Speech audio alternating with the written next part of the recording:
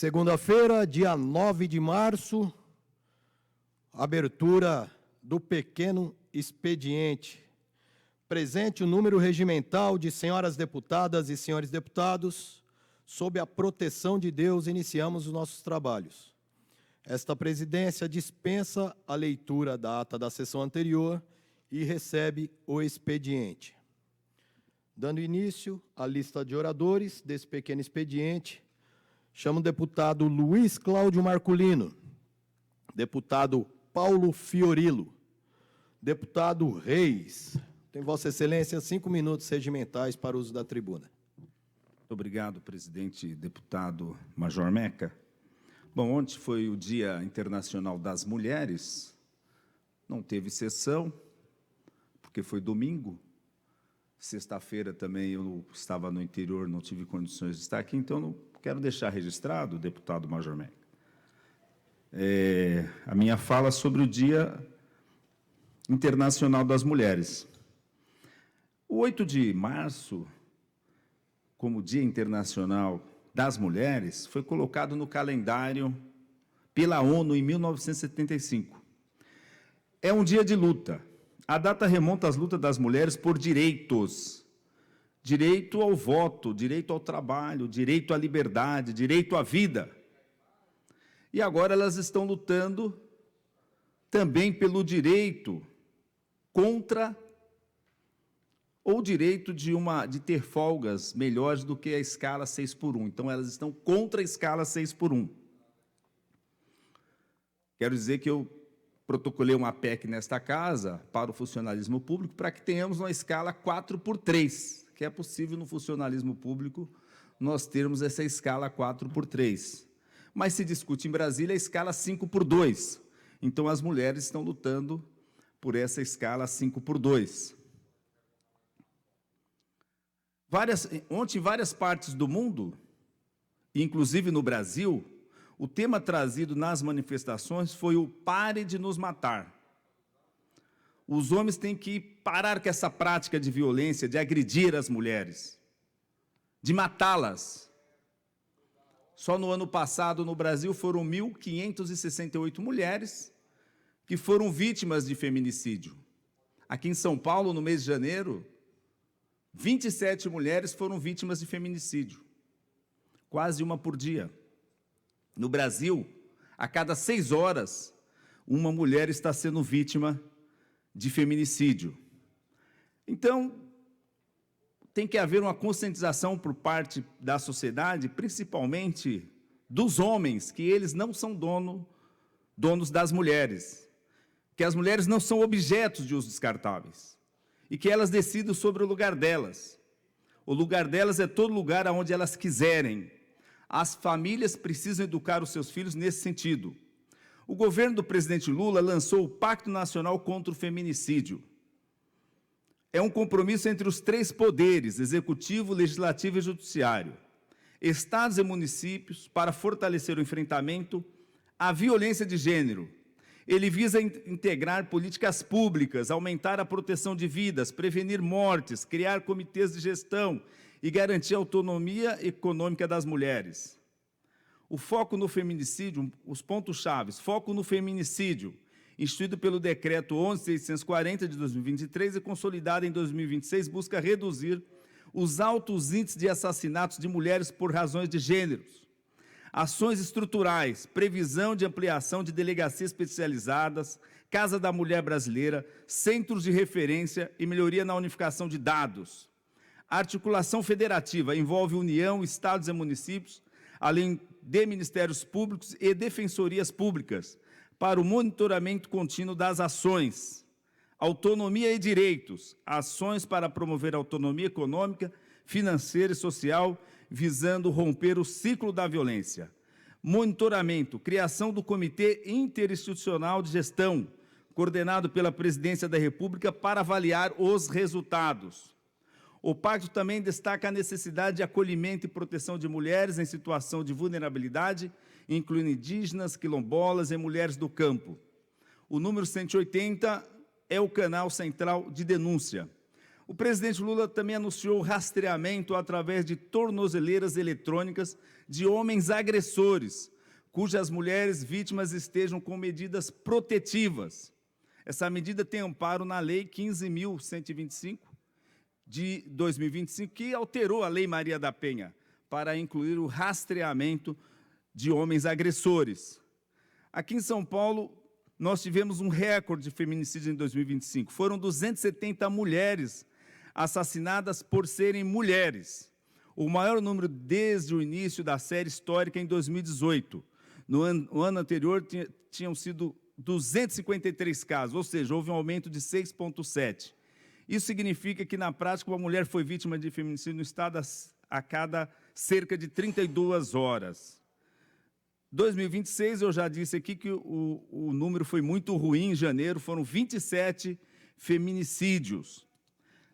Hoje mesmo, eu recebi uma reclamação, a denúncia da DDM de Praia Grande, que foi feito pelo Sindicato dos Policiais Civis de Santos, Simpolsan, o senhor Renato denunciando lá as condições da Delegacia de Defesa da Mulher de Praia Grande. Nós temos no estado de São Paulo 142 delegacias de defesa das mulheres. Apenas 18 funcionam 24 horas, quando a legislação estabeleceu que as delegacias têm que funcionar 24 horas, que o atendimento tem que ser feito preferencialmente por mulheres, em salas, preferencialmente para o atendimento das mulheres, né? O governo criou a sala Lilás, onde muitas vezes a mulher é atendida no modo virtual, para dizer que está cumprindo a lei, mas nós temos que cobrar que um maior número de delegacias de defesa das mulheres possam estar abertas, dando atendimento às mulheres, que elas sejam atendidas preferencialmente por mulheres em estruturas adequadas, né?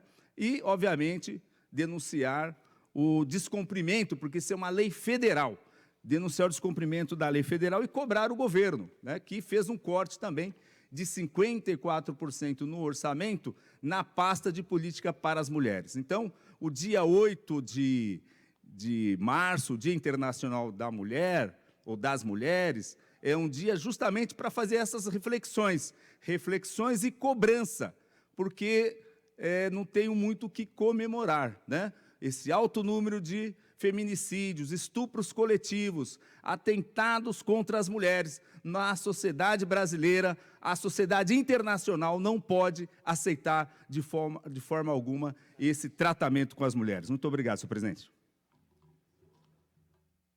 Dando sequência à lista de oradores, deputado Delegado Olim, deputada Marina Elô, deputado Bruno Zambelli, deputado Marcelo Aguiar, deputada Leci Brandão, deputado Dr. Jorge do Carmo, deputado Major Meca.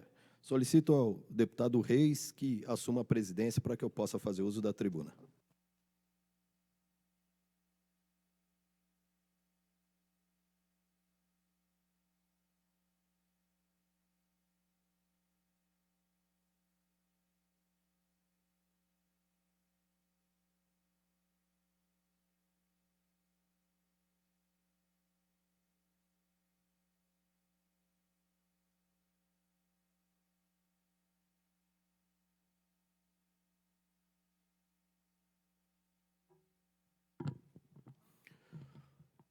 Boa tarde, presidente, deputados, todas as deputadas, as funcionárias que estão nessa casa hoje, nossos irmãos policiais militares, que garantem o nosso trabalho. Ontem, dia 8 de março, Dia Internacional das Mulheres, quando nós estudamos a história de Maria, a mãe de Jesus, nós conseguimos entender e enxergar a grandeza do papel da mulher na sociedade. E o dia em que o homem tiver o mínimo de dignidade, ele deixará de tratar como vem tratando as mulheres do nosso estado, do nosso país e de todo o planeta. Assim como as mulheres, o povo do estado de São Paulo vem sofrendo muito. Sofrendo com com a violência que vem se disseminando com o avanço do crime organizado, com a ousadia dos criminosos. E esse sofrimento ao qual é submetido hoje o povo do nosso estado, o povo brasileiro, há uma categoria que também vem sofrendo muito, que são os nossos policiais. São os anjos da guarda que zelam pela nossa vida, que zelam pela segurança da nossa família. Esses homens e essas mulheres vêm atravessando um período de profundo sofrimento no estado de São Paulo. No início desse meu segundo mandato legislativo, eu estou no segundo, eu tive o primeiro, onde eu fui oposição ao governo do PSDB, do governador João Dória, por não haver nenhuma possibilidade de construção de canal de comunicação com o governo, para que nós pudéssemos levar ao conhecimento do governador, dos secretários, a situação de sofrimento, a situação caótica que atravessa os policiais no estado de São Paulo. No início do meu mandato, agora, com o governador Tarcísio de Freitas, qual foi a nossa avaliação? Vamos trabalhar, porque ninguém faz nada sozinho. Há sempre uma equipe ao seu lado. E eu e a minha equipe trabalhamos sim, como situação ao lado do governo, com o objetivo de construir e aprovar bons projetos aos nossos irmãos de farda, a todos os policiais do estado de São Paulo. Assim o fizemos. Iniciamos com a reconstrução do salário dos policiais em São Paulo. Passamos para a parte de habitação. Conseguimos aprovar um projeto, PL 1637, e hoje tem o programa Moradia Segura. No entanto, eu faço a seguinte observação. Essa reconstrução do salário dos policiais, nós estamos no último ano de governo. Até o presente momento, não se concretizou. A Lei 18.025, que eu aprovei com o apoio dos demais deputados dessa casa, Programa Moradia Segura, até o presente momento, o governo de São Paulo não entregou nenhuma carta de crédito. Até o presente momento. Espero que isso aconteça agora no mês de março. Havia uma data inicial, não se cumpriu. Estamos aguardando. Os policiais do estado de São Paulo, policiais militares, civis, técnicos científicos, policiais penais, estão aguardando. Eu construí um vínculo com o governo, onde eu tive, com uma afirmação do governador Tarcísio de Freitas, a sanção do projeto de lei complementar 135, que faz justiça à previdência dos policiais militares no tempo de averbação de serviço prestado fora. E eu clamo aqui, dessa tribuna, ao governador do estado de São Paulo, Tarcísio de Freitas. Eu clamo aqui à Procuradoria-Geral do Estado, a ASP-Prev. Nossos policiais militares estão morrendo. E eu fiz essa explanação aos senhores. Morrendo de extremo desgaste físico e psicológico, com os mais variados tipos de doença. E cada dia que passa é um policial a menos nas fileiras da Polícia Militar do Estado de São Paulo.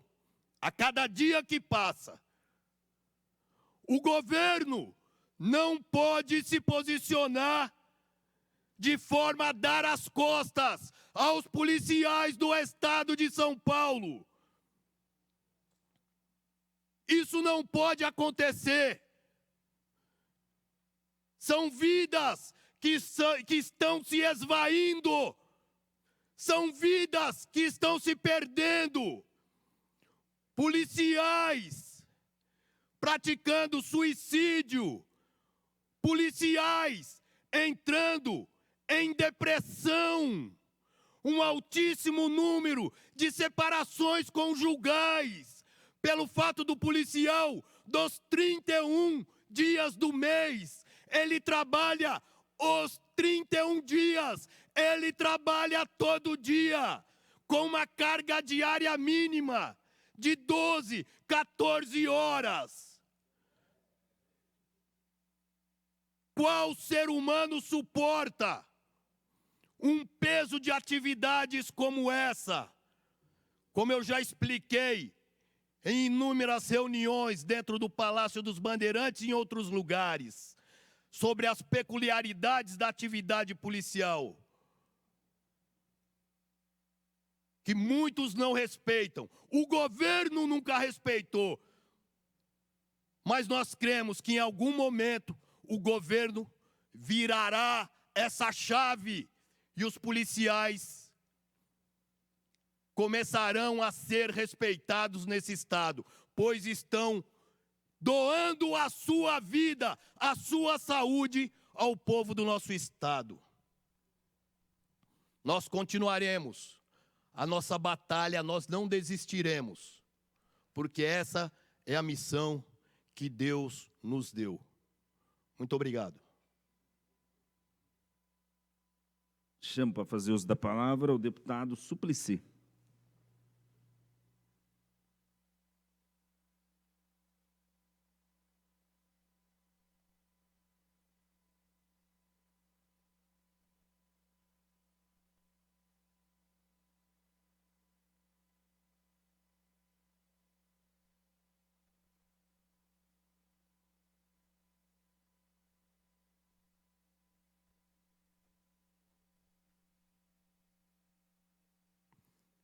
Deputado Eduardo Suplicy, tem Vossa Excelência 5 minutos regimentais.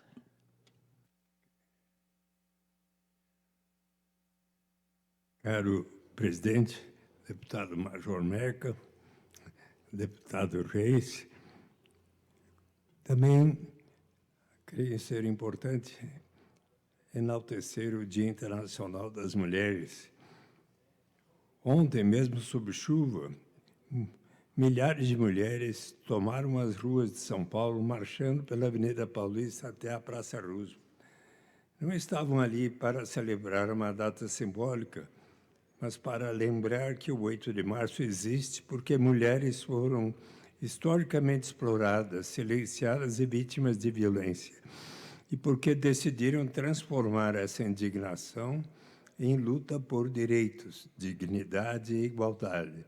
A origem desta data está nas lutas das trabalhadoras do início do século XX, na mobilização das mulheres por direitos políticos, sociais e trabalhistas. As ruas disseram algo que o poder público muitas vezes resiste em reconhecer. As mulheres brasileiras não querem apenas sobreviver, querem viver com dignidade, liberdade e proteção. E fazem isso porque a realidade é dura. O Brasil registrou em 2025 o maior número recente de feminicídios. 1.568 mulheres assassinadas por razões de gênero.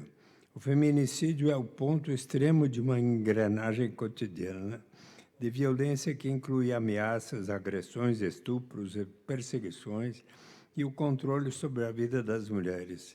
São Paulo, infelizmente, não pode se esconder atrás de discursos de eficiência. Nosso estado aparece no topo das estatísticas nacionais em números absolutos de feminicídio. Foram 270 em 2025. Janeiro de 2026 já registrou 27 feminicídios. Ontem mesmo, Dia Internacional da Mulher, uma mulher foi assassinada pelo companheiro na capital paulista. É intolerável.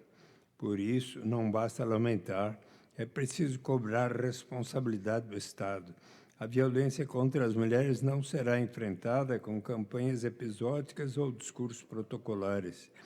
Ela exige rede de proteção, prevenção, atendimento, humanidade, casas-abrigo, delegadas estruturadas e políticas públicas consistentes. E é justamente nesse ponto que o Estado falha.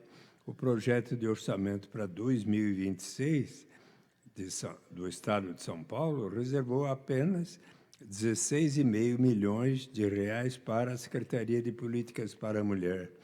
Além disso, dados divulgados pela imprensa indicam que cerca de 70% do orçamento destinado ao enfrentamento da violência contra a mulher em 2025 não foi executado. Diante da escalada dos feminicídios, isso representa uma grave omissão institucional.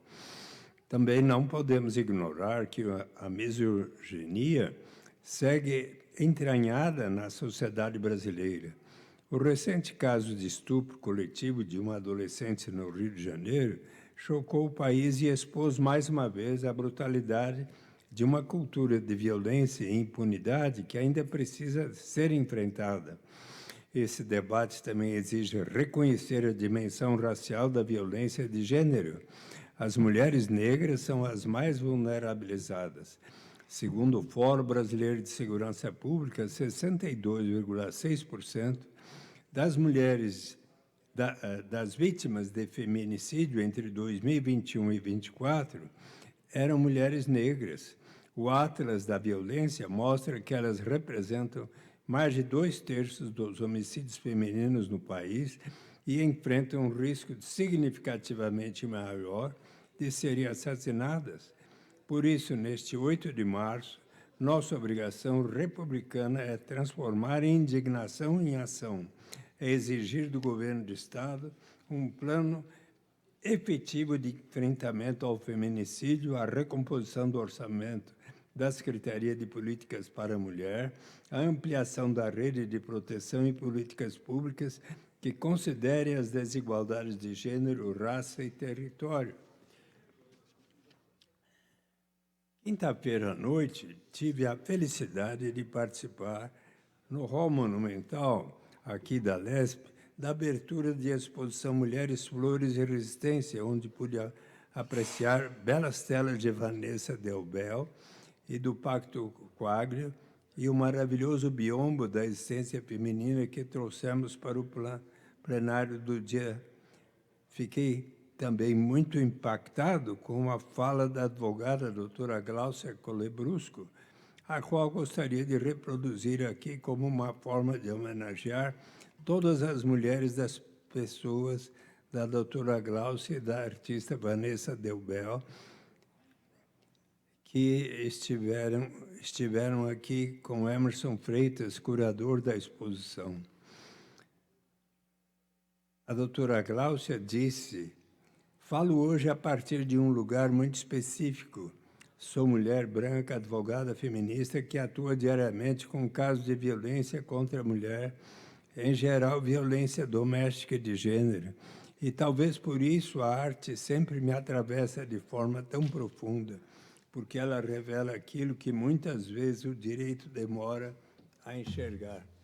Aqui está os quadros da exposição Mulheres, Flores e Resistência,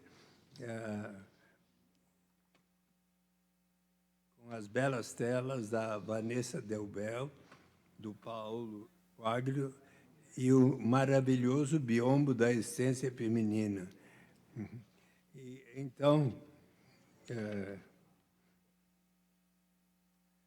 biombo que Vanessa apresenta nos convida a olhar para as mulheres em sua pluralidade. Aqui aparece, por exemplo, Maria da Penha, farmacêutica cearense, cuja história de violência doméstica levou à condenação do Brasil no sistema interamericano e à criação da Lei Maria da Penha, marco na proteção das mulheres, vivenciou a violência doméstica no corpo, tornando-se um símbolo e uma mulher com deficiência. Nise da Silveira, médica psiquiatra brasileira que revolucionou o tratamento em saúde mental ao substituir métodos violentos por práticas terapêuticas baseadas na arte e na escuta. Berta Lutz, bióloga, diplomata e uma das principais líderes do movimento sufragista brasileiro, fundamental para a conquista do direito de voto das mulheres.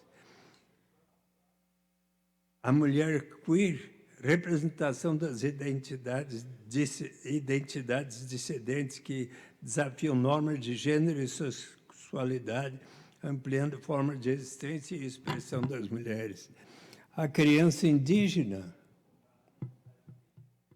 símbolo das mulheres originárias e da continuidade dos saberes ancestrais, lembrando que a luta das mulheres também atravessa território, cultura e memória.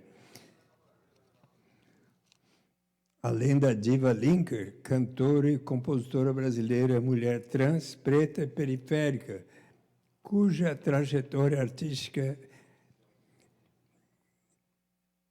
afirma identidade e resistência em novos lugares de visibilidade.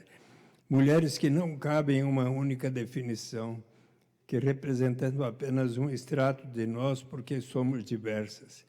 E talvez seja justamente por isso que eu não queira falar de a mulher, mas das mulheridades. Somos diversas, plurais, atravessadas por histórias e territórios, corpos e resistência diferentes. Somos jovens, idosas, ribeirinhas, urbanas, com deficiência somos muitas. Diariamente observo como a violência de gênero ainda tenta silenciar essas existências. Vejo como o sistema de justiça muitas vezes ainda reproduz vieses e resistências que nós, mulheres, enfrentamos todos os dias, dificultam nossos acessos e nossas sobrevivências. Por isso, diz ela, acredito profundamente que nossa luta precisa ser coletiva. Trocar experiências fortalece nossa técnica, amplia nossa incidência institucional, nos torna mais potentes na defesa das mulheres. Estar em coletivo é estratégia, é resistência, é compromisso com a transformação estrutural. A obra da Vanessa nos lembra exatamente disso. Somos muitas e que uma que veio antes de mais nada, antes de nós, abriu um espaço para que outras pudessem existir. Mas é preciso ter manha, é preciso ter graça, é preciso ter sonho sempre. Quem traz na pele essa marca possui a estranha mania de ter fé na vida.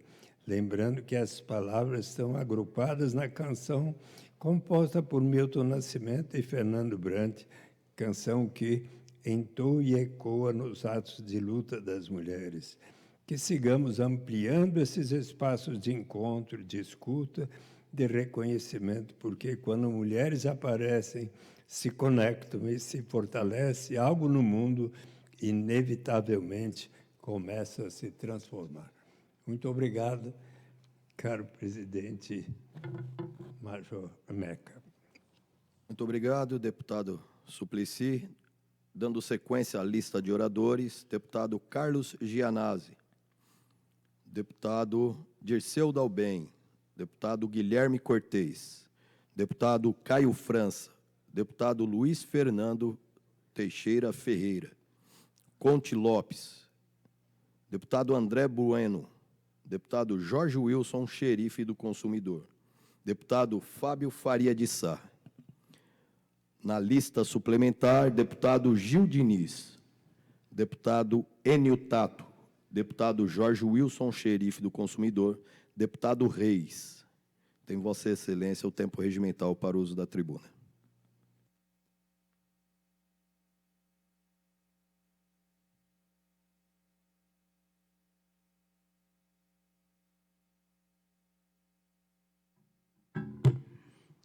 Presidente, deputado Major Meca, eu me inscrevi novamente para falar nesse pequeno expediente, para deixar registrado para todos os servidores públicos, todos os servidores que trabalham não só no Executivo, mas também trabalham, por exemplo, no Tribunal de Contas, nas universidades do Estado, na Defensoria Pública, no Tribunal de Justiça,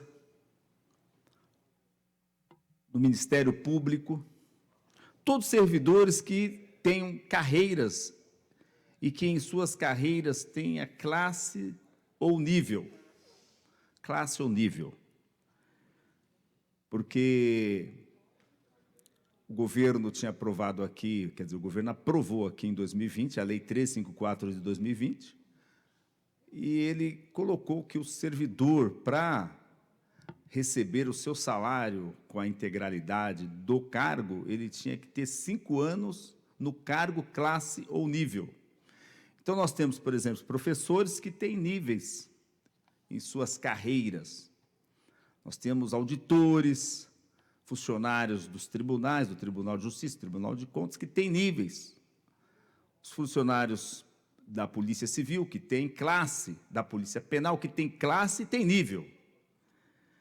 E nós entramos com uma ação declaratória de inconstitucionalidade no Supremo Tribunal Federal, através do Diretório Nacional do Partido dos Trabalhadores, porque aprovamos uma lei aqui para sanar essa inconstitucionalidade, porque a Constituição Federal fala de 5 anos no cargo e o governo do Estado de São Paulo colocou, além do cargo, classe ou nível. E por 10-0, esse termo classe ou nível foi derrotado no Supremo Tribunal Federal. Ou seja, no julgamento da ADIM, nós vencemos o governo por 10-0.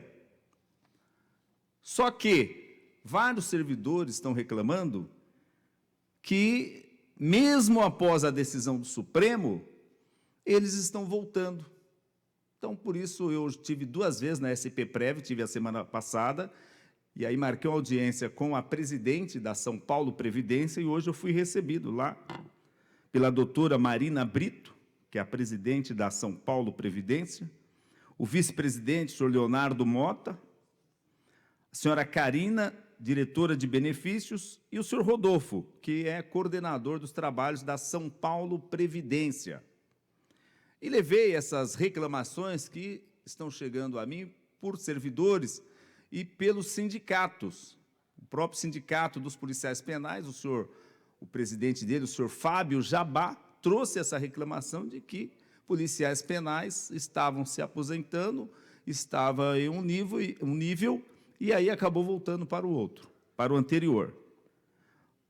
O que ela me falou é que pode sim ter acontecido erros, mas que esses erros estão sendo corrigidos, que eles estão sim atendendo à decisão do Supremo Tribunal Federal. E com relação aos servidores que se aposentaram anteriormente à decisão do Supremo Tribunal Federal, que eles estão aguardando um parecer da Procuradoria-Geral do Estado, da PGE, inclusive vai ser objeto de um requerimento de informação do meu mandato para a Procuradoria-Geral do Estado, para saber em que tempo que eles vão mandar esse parecer para a SP-Prev, para garantir a segurança jurídica nas decisões da SP-Prev para os funcionários que se aposentaram anteriormente à decisão do Supremo. No meu entendimento, a lei, esse termo classe ou nível, nasceu morto, desde o primeiro dia. Então, o que precisa se decidir é se um simples requerimento do servidor que teve o seu direito prejudicado, a SP-Prev possa acatá-lo e fazer a revisão.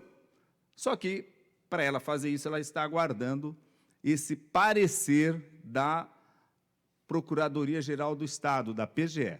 Então, nós vamos, sim, cobrar a PGE o quanto antes esse parecer, mas para aqueles que se aposentaram após a decisão do Supremo, o Supremo decidiu no dia 8 de dezembro do ano passado, que esse termo classe ou nível é inconstitucional. Para esses que estão se aposentando após a decisão do Supremo e estão tendo seu direito não reconhecido, estão sendo despromovidos, eles podem fazer um requerimento, pode mandar até por e-mail, foi o que ela me falou. Pode mandar até por e-mail para a São Paulo Previdência para que eles corrijam o erro, porque eles dizem que eles estão atualizando o sistema deles e pode sim acontecer de casos isolados que o servidor, ao pedir aposentadoria, tenha a sua despromoção. E no caso das universidades do Estado, o procedimento é feito pela própria universidade. Então, nós vamos questionar também os servidores das universidades do Estado se o órgão deles, o RH deles, está cumprindo essa decisão do Supremo Tribunal Federal de que o servidor não pode mais ser despromovido, ele não pode voltar mais na carreira, como acontecia anteriormente ao julgamento da ADI 7676 de 2023. Então, para deixar registrado aqui, senhor presidente, que os pleitos que chegaram ao nosso mandato, nós fizemos as diligências, fomos até a SP-Prev, estamos cobrando que os órgãos possam dar orientação aos seus funcionários para que isso não aconteça. E a própria SP-Prev nos informou que assim que a PGE mandar o parecer, eles vão fazer um comunicado oficial para todos os servidores, aqueles que precisarem fazer requerimentos, né, o caso daqueles que se aposentaram anteriormente à decisão, a 8 de dezembro, para que tudo isso seja corrigido, sem que o servidor tenha que ir à justiça, contratar um advogado, perder tempo, gastar dinheiro e ficar aguardando a decisão da justiça, porque o Supremo já assim o reconheceu. O termo classe ou nível na Lei 1354 de 2020 é inconstitucional. Muito obrigado, senhor presidente. Obrigado, deputado. Dando sequência à lista de oradores, deputado Eduardo Suplicy. Tem Vossa Excelência 5 minutos regimentais para o uso da palavra.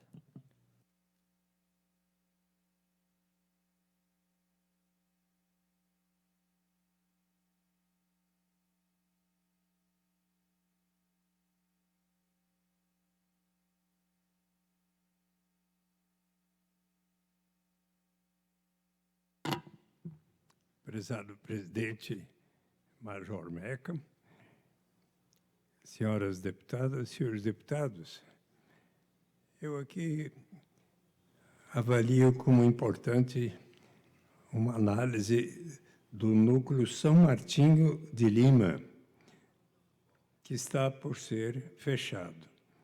Com espanto, recebi a notícia de que a Prefeitura pretende fechar o núcleo de convivência São Martinho de Lima, na Mooca, que distribui diariamente mais de 400 refeições para pessoas em situação de rua.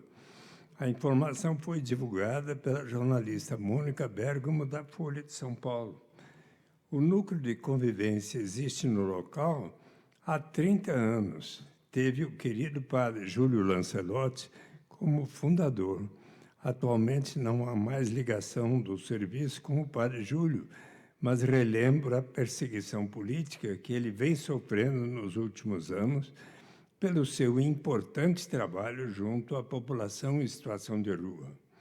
Segundo a notícia, a gestão do prefeito Ricardo Nunes afirma que a decisão pelo encerramento foi tomada após estudos técnicos e é fruto de um processo de requalificação da rede de assistência social na cidade. Diz ainda que os moradores estão atendidos em outros espaços.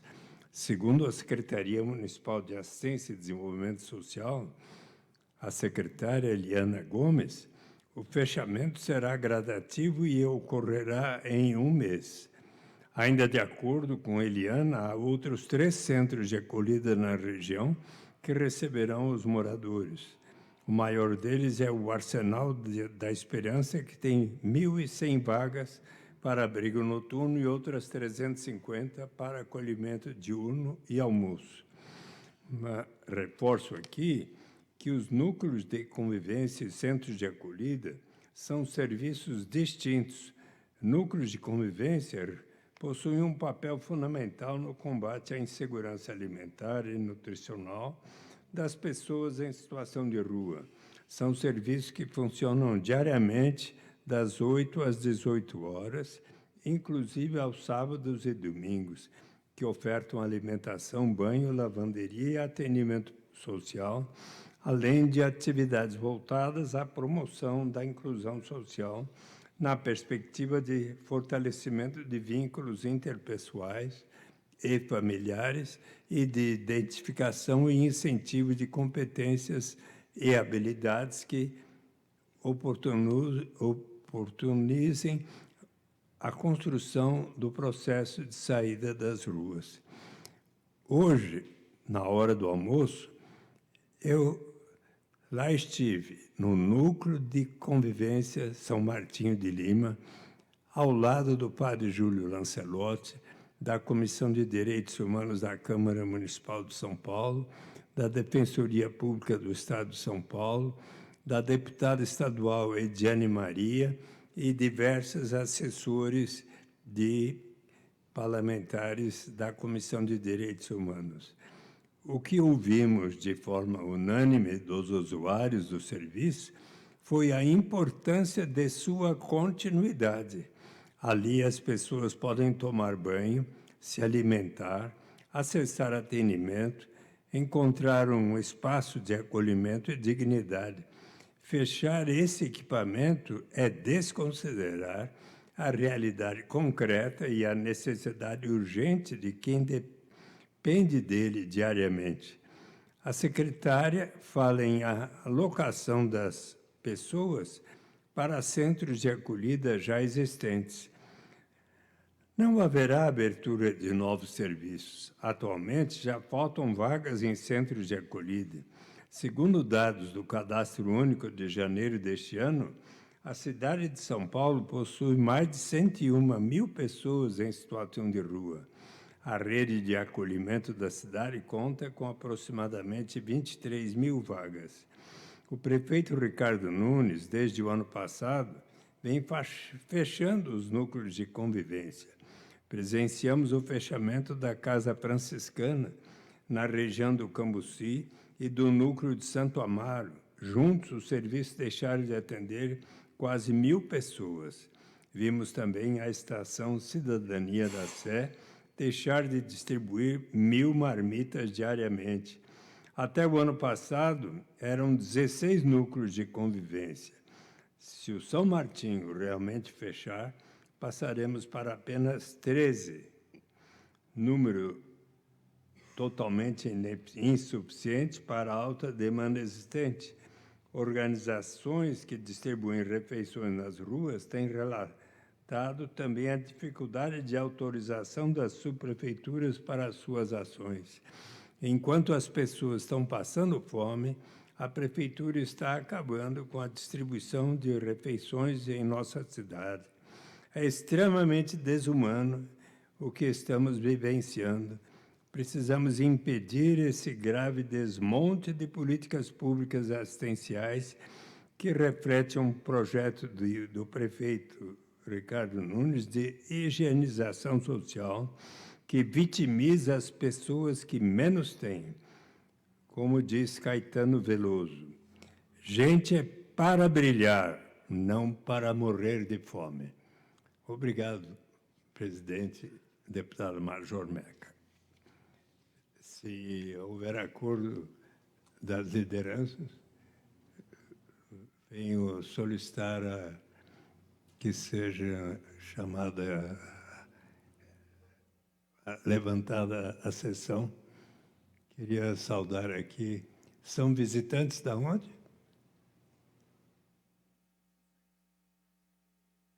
A artista plástica Vanessa, cuja exposição nós tivemos aqui juntos, que é uma artista brilhante. A minha primeira exposição de hoje foi sobre o Dia Internacional das Mulheres e a exposição tão bonita que vocês apresentaram na semana passada aqui.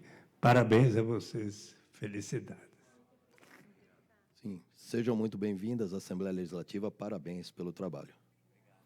É regimental o pedido de Vossa Excelência, havendo acordo de lideranças, esta presidência, antes de dar por levantados os trabalhos, convoca Vossas Excelências para a sessão ordinária de amanhã, a hora regimental, com a mesma ordem do dia da última quarta-feira, com aditamentos anunciados posteriormente. Está levantada a sessão.